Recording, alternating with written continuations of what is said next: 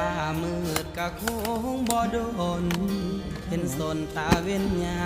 มเศร้าน้องเอ๋ยเศร้าสาอย่างเอาถ้าเขาบ่ฮักอย่าฝืนปิดสากอกน้ำตาที่มันหูออกมือ เพราะว่าเอาตู้มาขวางไว้เลย เขาคงบอก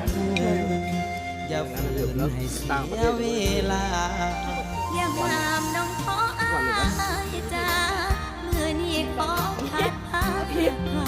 ทำโทษหัวใจหนาวที่หักเขา